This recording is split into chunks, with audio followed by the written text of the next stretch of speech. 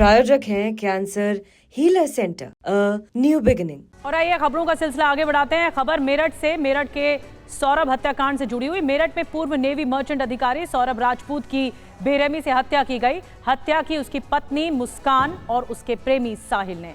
गुनाह भी कबूल कर लिया, ये जुर्म कबूल कर लिया। सौरभ की हत्या उसने की जिससे वो सबसे ज्यादा प्यार करता था, जिस पर वो जान छिड़कता था, यानी मुस्कान। लेकिन उसको प्यार के बदले खौफनाक मौत मिली सौरभ राजपूत को। इस घटना के बाद से लगातार कई राज खुल रहे हैं हर रोज, और आज जो खुलासा हम करने वाले हैं वो आपको सन्न कर देगा। ये खुलासा किया है एक ड्राइवर और सौरभ के दोस्त ने। खुलासा जुड़ा है मुस्कान के माता पिता से जुड़ा हुआ, और वही माता पिता जिन्होंने मुस्कान के कबूलनामे के बाद और पुलिस के सामने ये कहा, उसका सरेंडर करवाया, और कैमरे पर अपनी कातिल बेटी को फांसी की मांग करते हुए भी माता पिता दिखाई दिए। लेकिन अब जो खुलासा हो रहा है वो हैरान करने वाला है। शक की सुई की जो दिशा है वो अब बदलने वाली है इस पूरे केस में। तो सवालों के घेरे में आरोपी मुस्कान के अब माता पिता भी आ गए हैं। रास्ते में मुस्कान की माता पिता से कई बार बात हुई है। ड्राइवर ने बताया है गाड़ी से उतरकर 20 से 25 मिनट बात होती थी।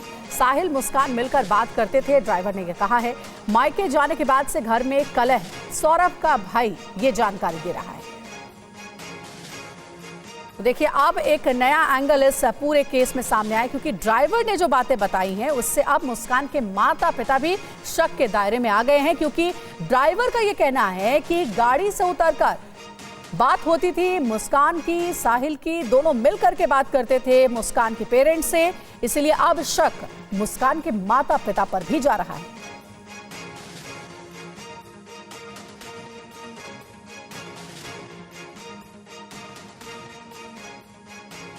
सभी परेशान थे उससे, मोहल्ले वाले क्या सब क्या सभी पूछते, सभी परेशान थे उससे।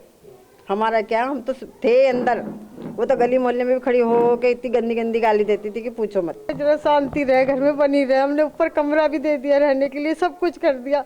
और क्या करते, क्या करते उसके साथ? खाना हम बनाते, कपड़े हम धोते, सब काम हम करते उसका।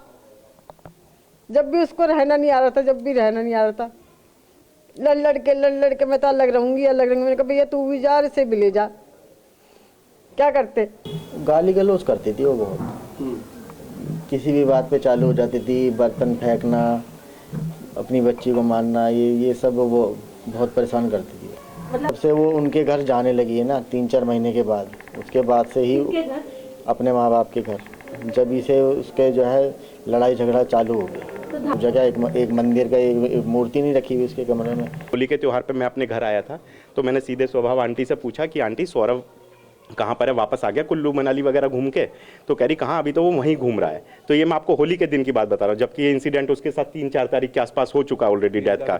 तो इसका मतलब वो उसका फ़ोन ले जाकर उसको पूरी तरह से एक्सेस कर रही थी, लोगों को ये गुमराह कर रही थी कि ये जो है यहाँ पर ऐसा घूम रहा है हमारे साथ में।